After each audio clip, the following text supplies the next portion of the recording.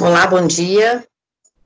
Estamos aguardando para começar a aula de processo penal constitucional. Hoje nós vamos ver aspectos gerais da prova no processo penal.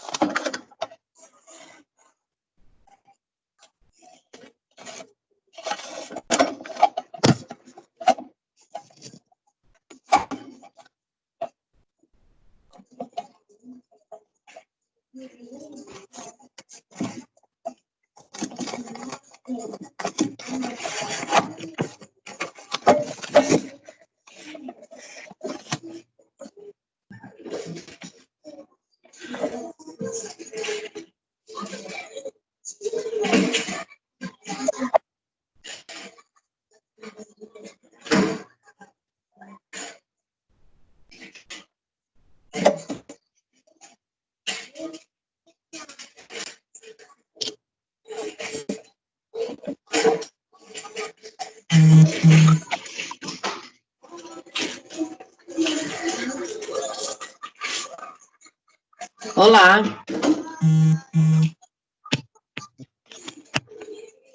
Não estou te ouvindo, Juscelino.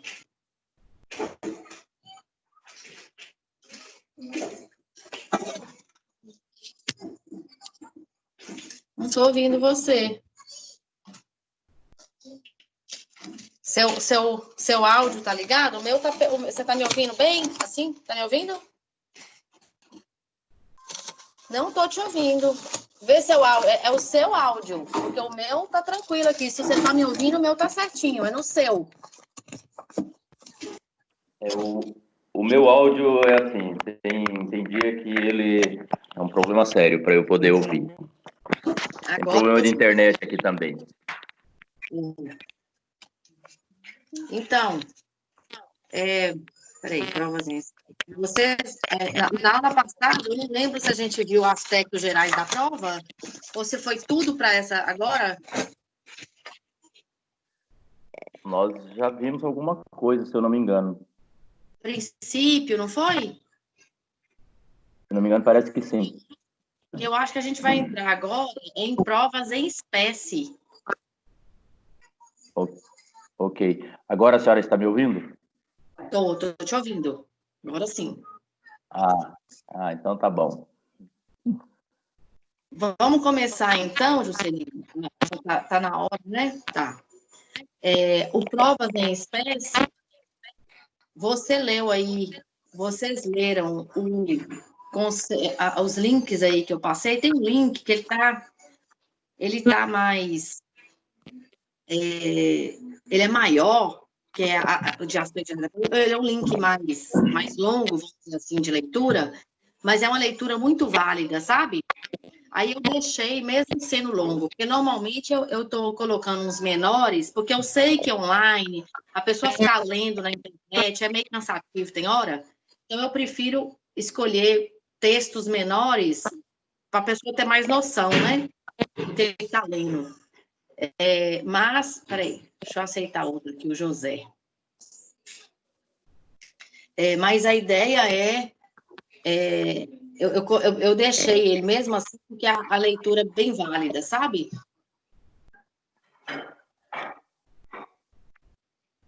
Ou provas em espécie, pode aparecer aí. Ou José ou Juscelino, pode aparecer que é bom porque eu fico com feedback de vocês, porque é ruim ficar falando sozinho. Bom dia. Oi, José.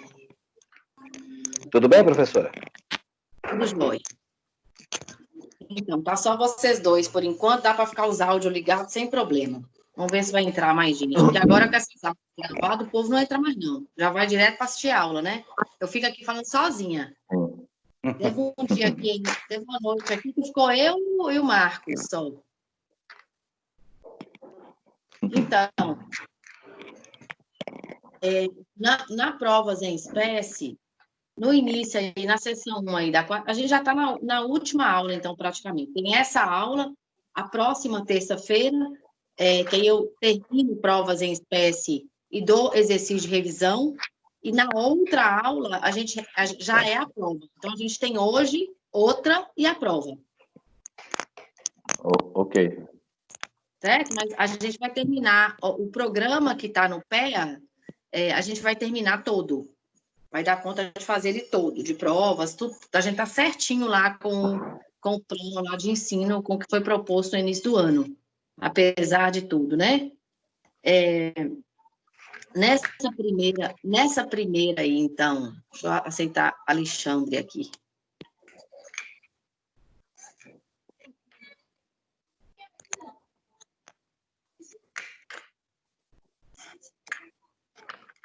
Então, nessa primeira aula aí que a gente falou, que nós falamos sobre prova, falou o que é o conceito de prova aí de acordo com o NUT, né? Que prova tem o ato de provar, o processo pelo qual se verifica a exatidão ou a verdade do fato alegado. Depois tem a prova em si, que é o meio, né? Primeiro é o ato de provar, é como você vai provar o que se alegou na inicial. Depois o meio, que é a audiência, como é que você vai provar o que você falou na inicial. E depois, no final, o resultado da ação de provar você convenceu ou não. Né? É o produto extraído da análise dos fatos que você levou em juízo, né? Para ver se você conseguiu provar a sua tese, né? Inicial de defesa ou de acusação ou não. Então, tem esses três momentos aí da prova. Depois nós falamos da diferença de prova e de elemento de informação, né? Elemento de informação são os registros, os documentos que foram colhidos, mas que você não precisa atender ao contraditório. Onde é que eu não atendo ao contraditório? No inquérito policial. Né? Na fase de inquérito policial, eu não atendo ao contraditório, eu estou só capturando, estou só pegando elementos de informação, não é prova ainda. Porque para ser prova, eu preciso, a prova depende do contraditório. Né? Então, elementos de informação é na fase lá de inquérito, onde eu não tenho que ter o contraditório. O delegado ele não tem que chamar as partes, chama uma, chama outra, ele não tem que fazer isso, não. Ele chama, ele recolhe elementos, né? Depois ele apresenta, ele forma o inquérito policial, ele forma a ideia dos fatos, né? Ele junta exatamente isso, ele junta os elementos de informação, ele informa isso para o Ministério Público coloca todos esses fatos dentro de um tipo penal, é um homicídio, e aí oferece ou não a denúncia para a gente começar ou não a ação penal. Então, o promotor, ele oferece a denúncia, né? O juiz depois vai aceitar ou não, e aí aceitou a denúncia, vai formar a tríade processual, vai chamar o réu em juiz, aí eu começo com a ação penal, e aí o que vier a partir disso é prova. Então, eu preciso do contraditório. Né? Eu escuto testemunha de um, testemunha do outro, eu chamo as partes para falar e eu preciso do contraditório. Até enquanto eu estou na fase de inquérito policial, não. Eu estou recolhendo elementos de informação. Depois nós falamos lá da finalidade do destinatário. Qual que é a finalidade da prova? Provar, né? Certificado do que você falou. Com base nisso, eu vou obter ou a condenação ou a absolvição. O destinatário da prova o tempo todo é quem? O magistrado. O destinatário direto da prova também é o magistrado. É para ele que você tem que exercer o seu poder de convencimento, né? De que a sua tese de absolvição ou de condenação é a melhor, vamos dizer assim.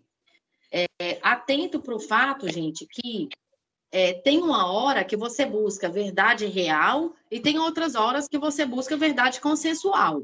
Então, eu não me preocupo muito com a prova em verdade consensual. Quando é que eu não busco uma verdade consensual? Por exemplo, no GCRIM. Os juizados especiais criminais, eles foram feitos lá da Lei 9.099 para crimes de menor potencial ofensivo. Então, se houver uma transação, se puder fazer uma suspensão condicional do processo, se tiver um acordo entre as partes, eu não estou procurando mais a verdade real do que aconteceu. Se existiu um acordo entre as partes, está tudo bem no juizado especial criminal. Acaba, eu não começo uma ação penal.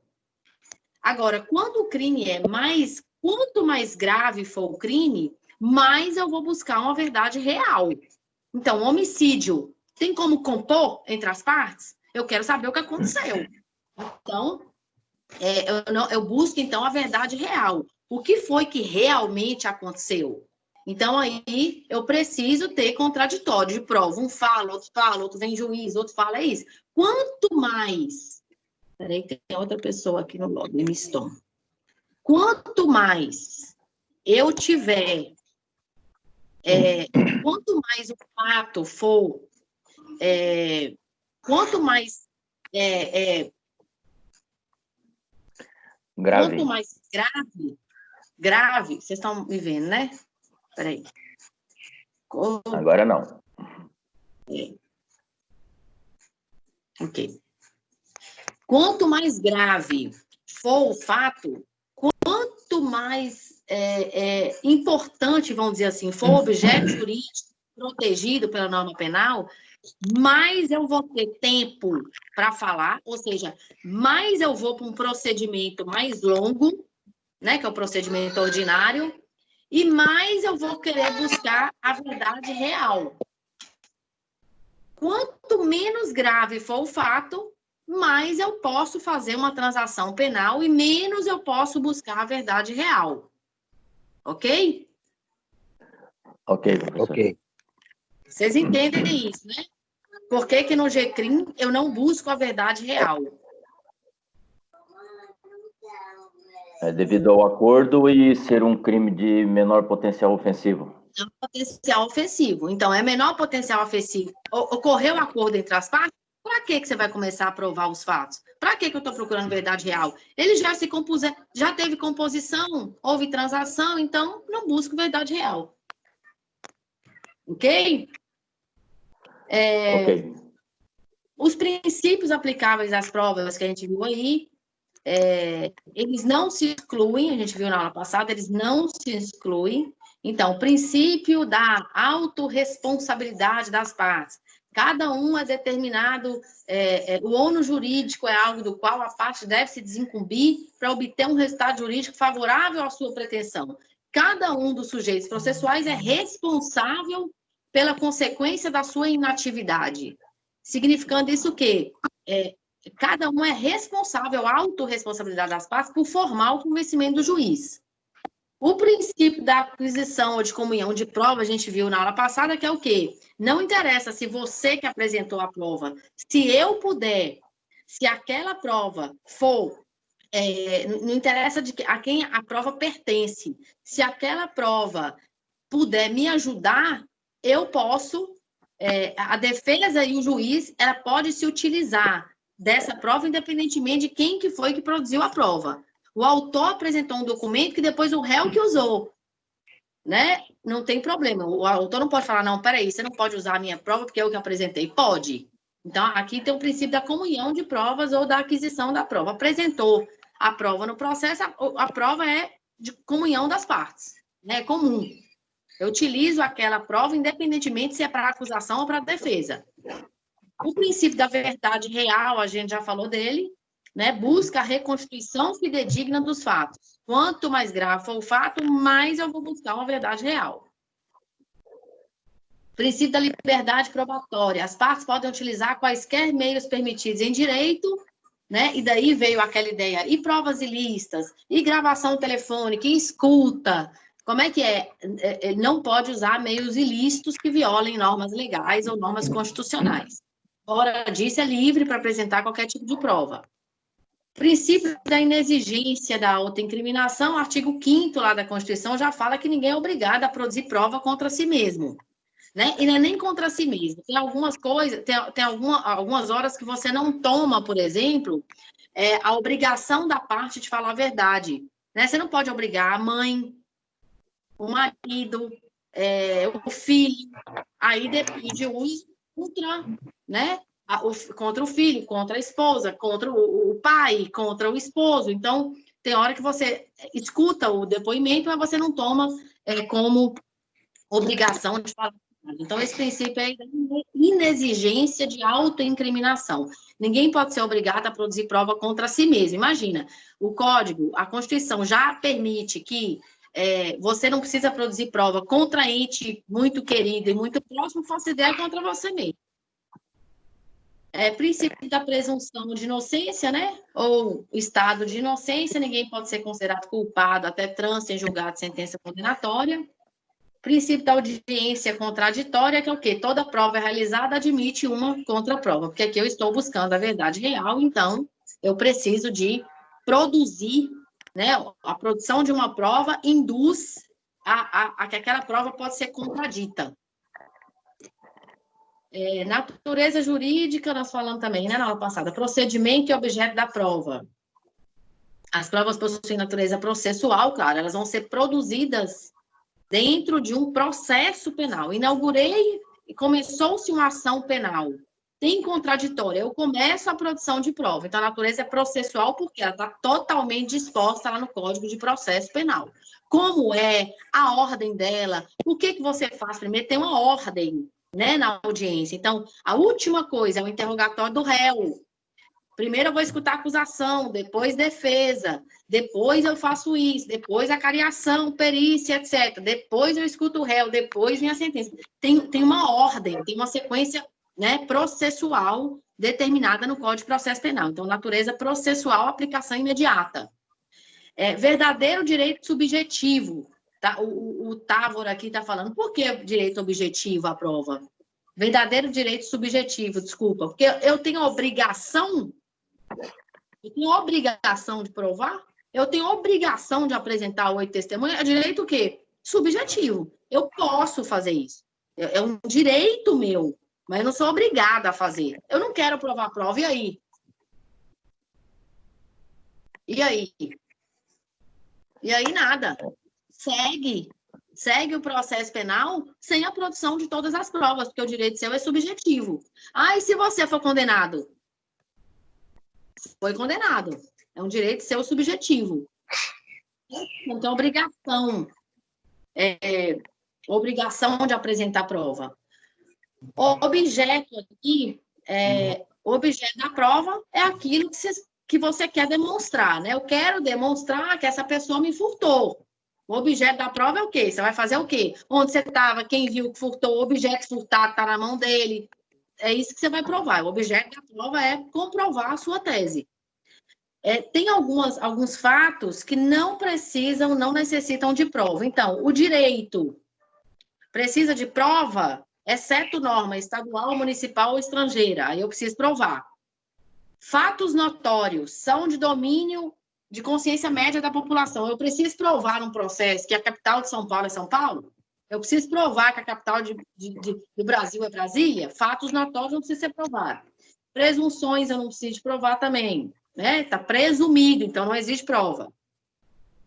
Classificação das provas aí é absolutamente doutrinária. Vocês leiam aí depois a seção 1 da unidade 4, né? Quanto à previsão legal e etc. Isso aí é doutrinário. Depois nós vimos a prova ilícita, no artigo 5º lá da Constituição, proíbe a produção de prova através de meios ilícitos, né? O Estado mesmo, ele não pode ultrapassar seus próprios limites. Então, ele também não pode provar, nós somos um Estado de direito, então o Código de Processo Penal, lá no 157, afirma que serão ilícitas as provas produzidas que violem normas constitucionais. Aí vem falando o quê?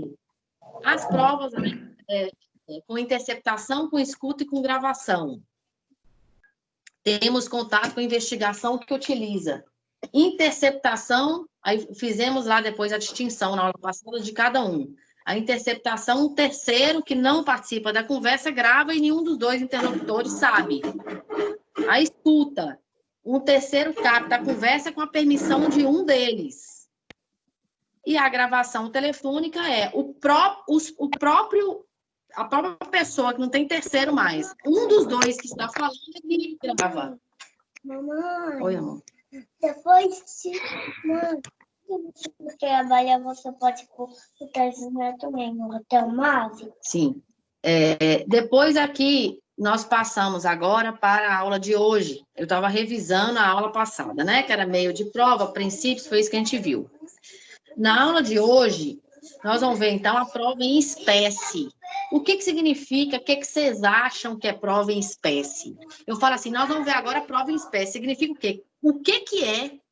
Quais que são as provas que são admitidas que você vai provar O que é que você pode levar na audiência? Eu posso levar prova em espécie. Quais são as espécies de prova? Eu posso levar testemunha, eu posso levar perícia, eu posso levar... O que é que você pode levar na audiência? Isso é prova em espécie.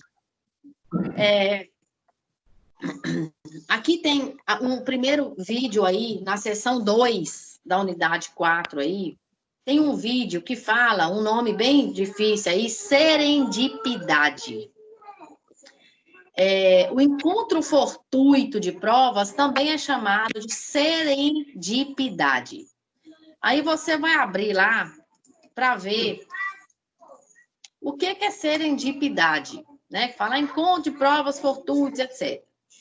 A serendipidade, etimologicamente falando, o conceito de serendipismo foi muito usado em sua origem, é considerado uma forma especial de criatividade. Onde é que nós vamos chegar? Que significa que você acidentalmente estava procurando uma coisa e, por sorte, se achou outra. O que isso quer dizer com prova? O que isso quer dizer com a ideia nossa aqui de encontro de provas? Teoria, então, do conceito do encontro fortuito de provas, ou é também chamada de serendipidade, por quê? Foi elevada à condição de princípio processual penal por alguns doutrinadores. O que quer dizer? Esse princípio fala que alguns requisitos, a presença de alguns requisitos possibilita reconhecer como lícita a prova ou a fonte de prova de outra infração penal obtida no bojo de investigação cujo objeto não abrangia o que foi inesperadamente revelado. O que isso quer dizer? Deixa eu só aceitar mais uma pessoa aqui, o Marcelo. O que isso quer dizer? Isso quer dizer o seguinte, gente, para nós é admitido que a gente está vendo isso agora direto. Por exemplo, na investigação aí nas interceptações telefônicas, a gente está eu estou investigando uma infração penal e, através da interceptação telefônica, acidentalmente, fortuitamente, eu achei outro crime.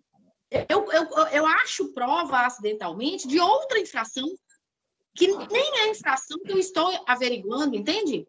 Então, estou averiguando, sei lá, estou com interceptação telefônica averiguando um crime de furto, um crime de peculato, né? Corrupção, organização criminosa. Aí eu escuto no telefone alguém falando lá de outra pessoa que está envolvida em outro tipo de crime. A gente está vendo isso aí direto, né? A gente viu isso aí na época do Lava Jato toda hora. Né? Você ia investigar uma coisa e descobrir a outra. Então, acidentalmente, você descobre provas de outra infração penal que não tem a ver com a infração penal que você está investigando. Isso vale? Vale. Teoria do encontro fortuito de provas. Entendeu o que é isso?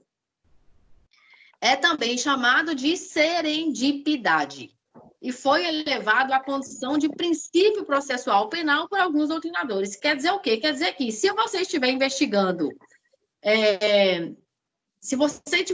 infração penal, e durante a investigação dessa infração penal, você achou prova, você descobriu prova de outra infração penal, essa prova está valendo? Está.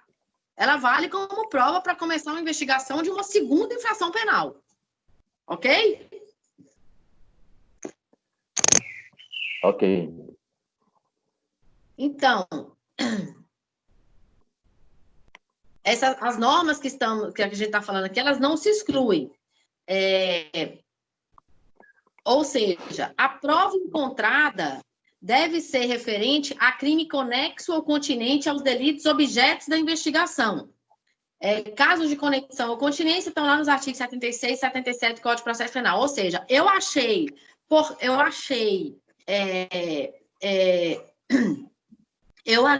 prova de um fato conexo, de um fato continente. Eu posso utilizar essas provas numa outra infração penal, na investigação de uma segunda, de uma terceira investigação penal? Pode. Pode utilizar essa prova.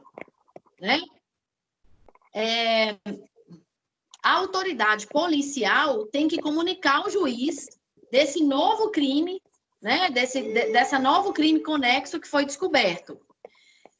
Tal comunicação, aqui a doutrina falando, tal comunicação é especialmente importante nos casos em que as informações descobertas são pertinentes a coautores ou partícipes. Quando a autoria envolver pessoa com prerrogativa de função, né, caso no qual a comunicação deve ser feita ao tribunal competente para julgá-la. Então, estou investigando um crime de um deputado. Achei um outro crime, achei prova que incrimina uma outra pessoa que também tem prerrogativa de função. A autoridade policial tem que comunicar para o juiz para mandar para a autoridade competente de julgar essa terceira pessoa que eu achei, né, fortuitamente, que eu achei aí na investigação de um crime. Estou investigando um crime, achei prova de outro crime com outra pessoa. Vale? Vale. Vale. O juiz competente, então, ele deve aferir que o fato descoberto ou a coautoria encontrada segue o desdobramento, né, do delito investigado. O juiz deve constatar que o encontro fortuito é plausível conforme os parâmetros consignados na decisão autorizadora da medida. Ou seja, achei, resumindo, serendipidade ou princípio da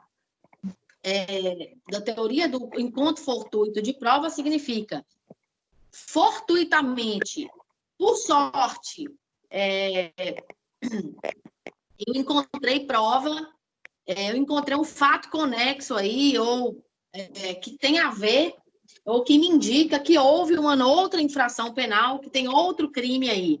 Posso investigar? Posso. Manda para o juiz competente, né? Ele vê se tem cabimento, se tem sentido o que você está falando, e vão mandar para a autoridade competente para julgar a pessoa. Tem um exemplo aqui da doutrina falando o seguinte, na hipótese de serendipidade segundo grau, não será reputada válida, mas servirá como notícia crime para deflagração de outra investigação. Como é que é isso? Por exemplo, caso em que o crime encontrado em nada se relaciona com o delito objeto da investigação, ou quando o fato diz respeito a crime praticado por agente que não está em concurso com o autor do delito objeto da investigação. Ou seja, você está investigando um fato, achou um outro delito que não tem a ver com esse delito que você está investigando, ou que o sujeito ativo desse segundo delito não é conexo, não tem a ver com esse sujeito que eu estou investigando. E aí, então, essa prova não vale. Eu tenho que começar uma nova investigação, né? Vai ser objeto de uma outra investigação. A prova emprestada, os exames periciais. Deixa eu ver qual a outra que tem aqui. Interrogatório do acusado. Terceira etapa. A confissão, a prova testemunhal. Essas 5 espécies de prova que a gente vai ver hoje. Vamos falar aqui sobre a prova emprestada. A prova emprestada, aqui é produzida em outro processo e você aproveita, ela é emprestada no processo criminal através de reprodução documental. Então, eu tenho uma prova num processo civil, eu posso usar essa prova do civil, eu trago ela para o penal. É uma prova emprestada, eu posso aproveitar. Claro, tem que ter, né? As mesmas partes, tem que estar falando do mesmo fato, tem que ter respeito ao contraditório, mesmo eu trazendo a prova, quando ela chega no penal, eu tenho que ter respeito ao contraditório, porque aqui eu já estou numa ação penal. E tem que ter os requisitos legais da prova, que não pode ter sido colhida por meio ilícito, não pode ser prova ilegal, né? Requisitos gerais da prova ela tem que ter, mas eu posso pegar emprestado uma prova de um processo e trazer, né, para o processo penal.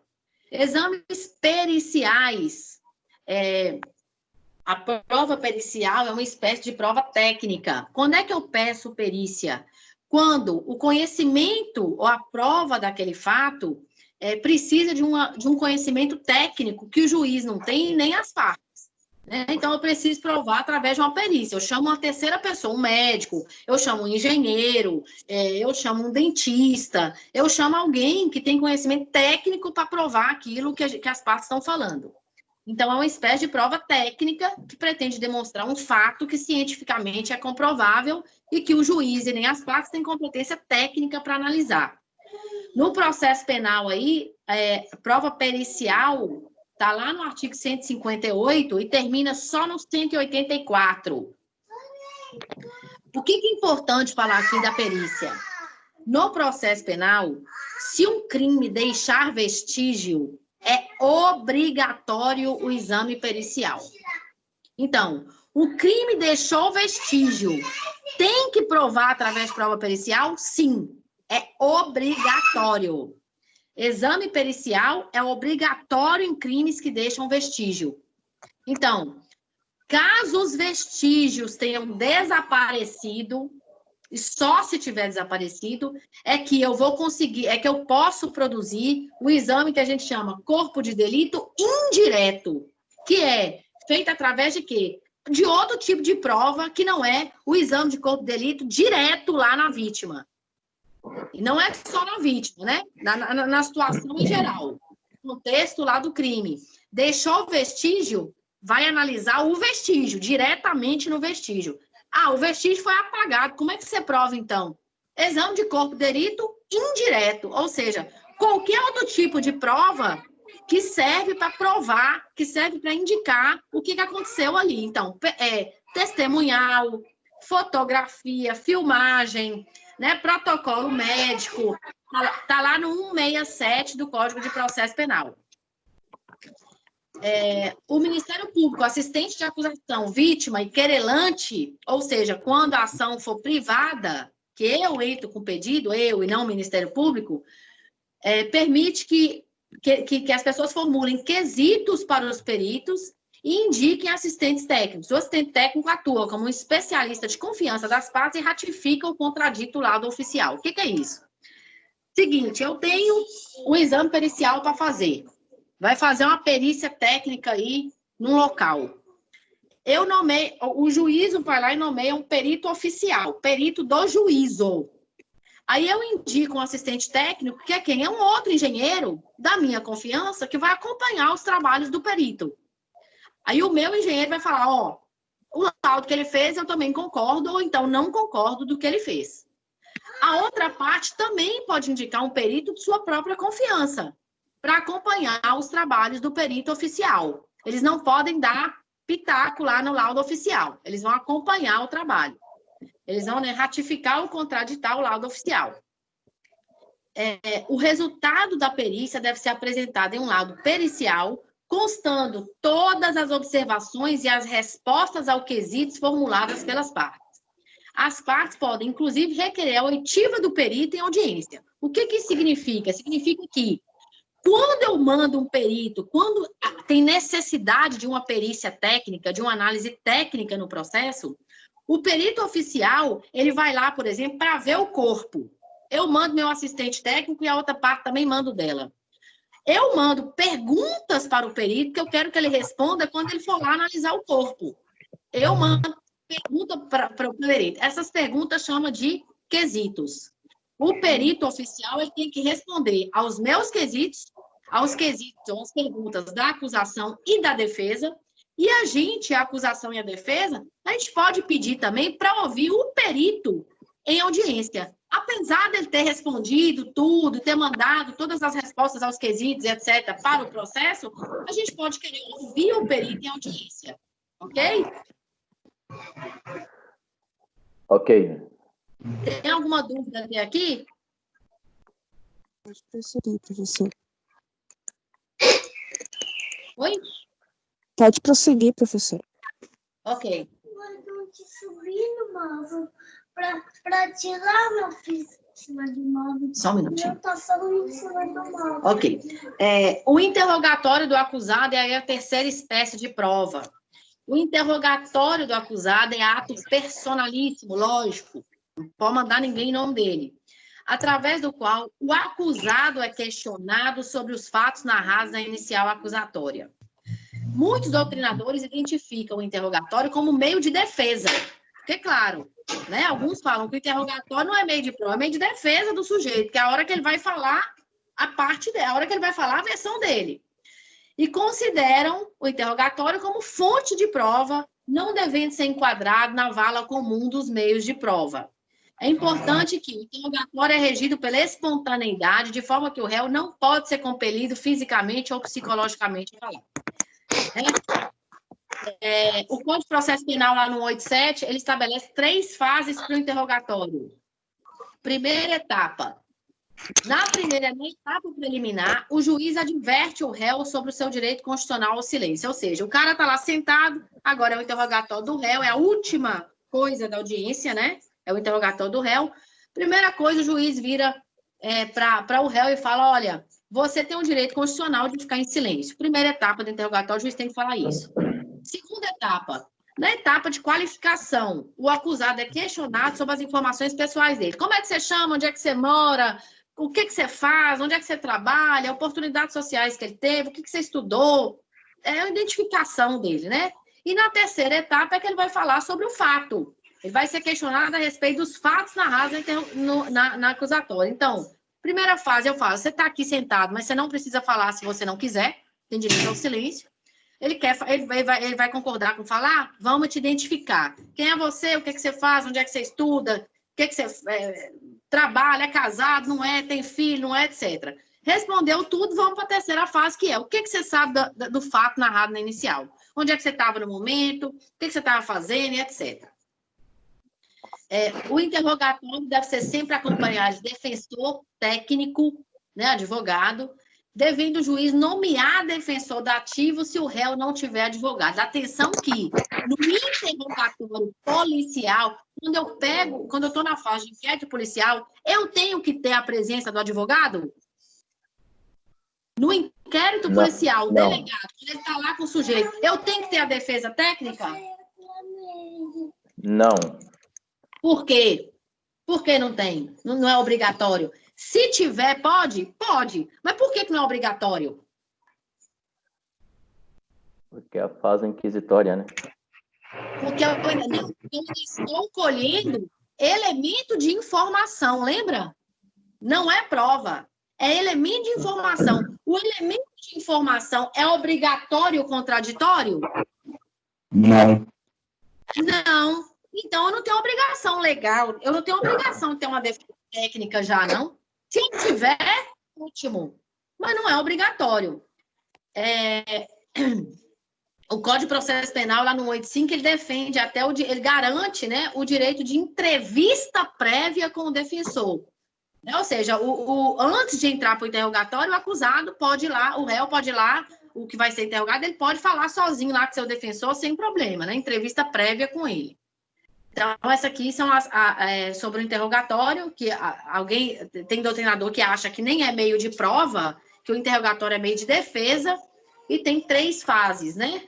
3 etapas, vamos dizer assim, que é a primeira, o juiz adverte que ele pode ficar em silêncio, a segunda, a identificação do sujeito, a terceira é que ele vai falar sobre o fato em si. A confissão. Atenção para o fato de que no processo civil, a confissão era chamada de quê? Rainha das provas, confessou, acabou, você não investiga mais nada? Aqui não pode, não. A confissão não é rainha de prova, nada, não. A confissão é uma prova igual qualquer outra, ela vai ser julgada no conjunto das provas. Porque senão a mãe chega lá e fala assim, fui eu que fiz o crime, fui eu que pratiquei, confessou. E não foi ela, foi o filho dela que ela está defendendo. E aí? Eu tenho que continuar investigando? Tem. A confissão no processo penal é um meio de prova, é uma espécie de prova, igual todas as outras, que vai ser julgada no conjunto das provas.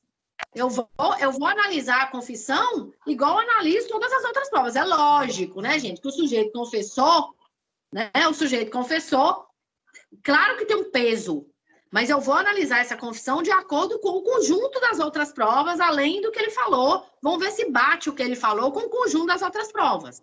Ok? A confissão. Ok. Eu já vou ficar. Tá? A confissão então. Só um minutinho. Mas eu falo com você. Só um minutinho aqui, que a mamãe tá dando aula, só um minuto, tá bom?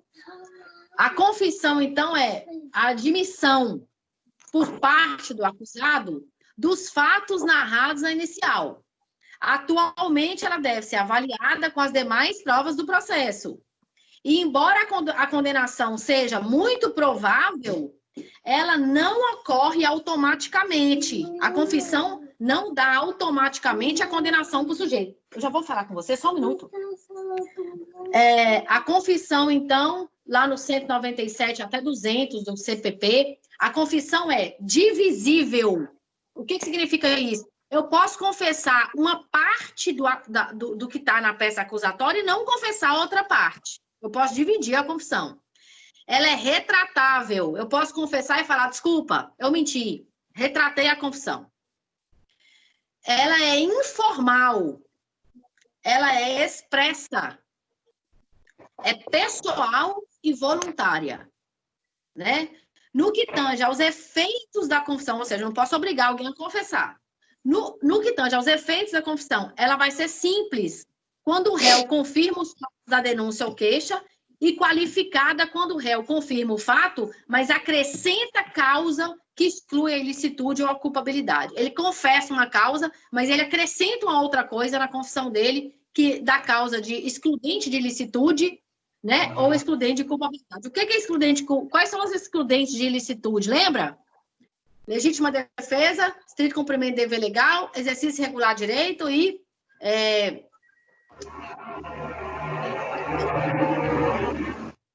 defesa, estado de necessidade. Ele fala assim, matei sim, eu matei, mas eu estava no exercício, eu estava em serviço. Eu sou policial, eu estava em serviço. Ele confessa, mas ele apresenta também uma excludente, por exemplo, de ilicitude. Pode? Lógico que pode. A prova testemunhal é outra espécie aí de prova. É toda pessoa, a testemunha é toda pessoa que presta declaração em juízo sobre algo que sabe em face de suas percepções sensoriais. É aquele que viu, ouviu, ou de qualquer forma ele sabe alguma coisa, presenciou alguma coisa sobre o fato. Agora, a testemunha tem direito ao silêncio igual o interrogatório, igual o réu? Não tem. A testemunha não tem direito ao silêncio, exceto quando os fatos podem produzir provas contra ela mesma. Porque o código, ela faz o quê? Ela deixa, ela não aceita, ele defende, né, a pessoa quando o fato narrado é autoincriminador. Ninguém é obrigado a produzir prova contra si mesmo. Lembra que o processo penal, ele não faz heróis, não. Lembra disso? Ele protege o homem médio. Não tem herói aqui, nem covarde demais. Assim, deu um tapa na sua cara, não quer correr, pode dar outro. Mas como? Meio útil só para a agressão, meios necessários, né, ponderados. Só que eu vejo o homem médio. O legislador penal vê o homem médio. Então, caso cale a verdade, a testemunha cale a verdade ou minta, ele pode ser responsabilizado pelo crime de falso testemunho, que está lá no 342 do Código Penal. Nessa aula de hoje, gente, nós vimos essas 5 espécies, então, a testemunhal, a confissão, o interrogatório do acusado, a prova pericial e a prova emprestada. Vimos também que os princípios das provas, um não exclui o outro. E vimos a teoria do encontro fortuito de provas ou serendipidade, que significa o quê? Estou investigando uma prova. Por acaso encontrei prova que me mostra outra infração penal, ou que me leva à produção, à prática de um outro crime. Isso vale? Vale. Mando para o juiz competente e o juiz vai mandar para a pessoa competente para julgar esse segundo aí, sujeito ativo de um novo crime né? Que não tem a ver, tinha nada a ver com o crime que eu estava investigando e achei um outro crime. Pode utilizar essa prova? Pode, para começar a investigação penal em um outro processo. Isso chama a teoria do encontro fortuito de prova. Quer dizer, eventualmente, fortuitamente, se encontrou, né, prova de um outro processo. Uma outra ação penal, uma eventual nova ação penal. Vocês têm alguma dúvida sobre essas provas que a gente viu hoje? Foram 5, né? Prova emprestada, perícia, confissão, interrogatório do acusado e testemunhal. Vocês têm alguma dúvida aqui? Não. Não, professora. Não, professora, tranquilo. Na aula que vem, eu queria que vocês, para essa aula de hoje, vocês vissem a unidade encontro 4 aí, a seção 2, que tem um vídeo só falando da teoria do encontro fortuito de provas ou serendipidade, é um vídeo curto, está lá na seção 2. Na aula que vem, nós vamos ver a última aula, e aí acaba, né, dá certinho aí com o programa de ensino, nós vamos ver as últimas provas, as últimas provas em espécie, que é a documental, indício de presunção, busca e apreensão. Vão ver aí algumas coisas sobre a lei das organizações criminosas, né? Como é que é o meio aí de prova. E demais espécies de sigilo, dado fiscal, bancário e financeiro. E pronto, aí acaba a nossa matéria sobre provas. A matéria da prova nossa, que é sem ser na próxima aula, na outra, eu já coloquei no WhatsApp qual que é a matéria da prova.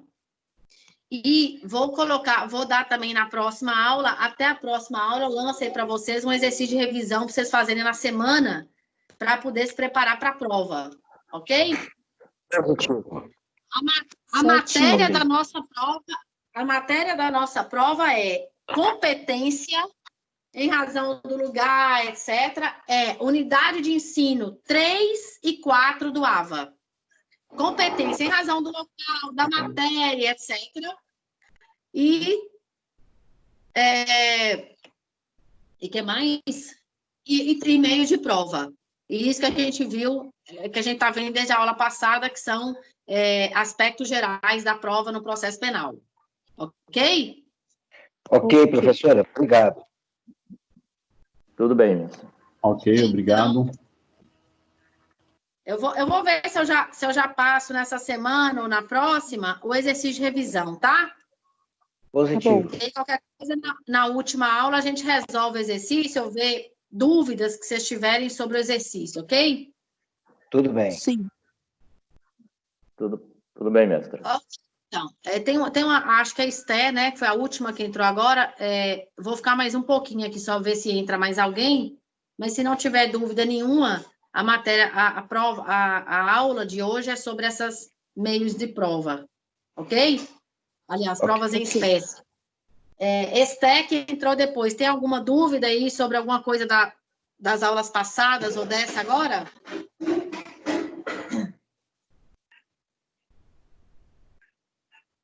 Não estou ouvindo.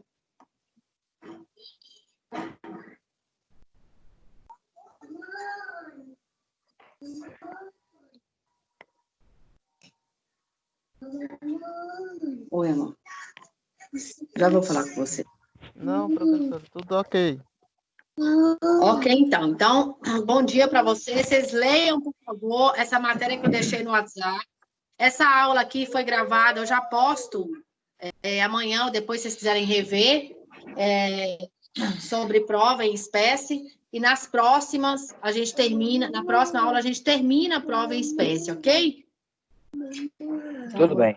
Tudo bem. Certo. Ok, obrigado. Um abraço para vocês. Outro, muito obrigado e um bom dia, professora. Bom dia, queridos. Até. Ok, obrigado. Vou ficar mais um pouquinho para ver se entra mais alguém. Tá ok, então, mestre. Bom dia. Obrigado, hein? Bom dia. Tchau, obrigado. Tchau, obrigado.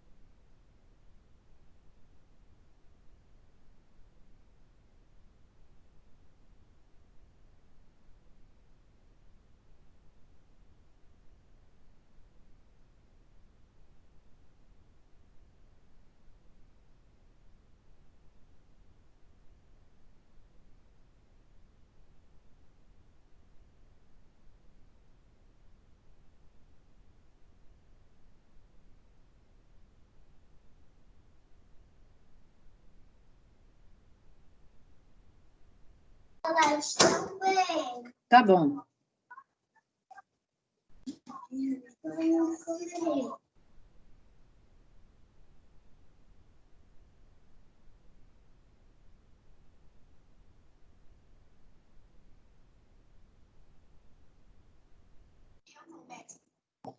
Você escolheu falar que vai dar todos os detalhes, só tem uma coisa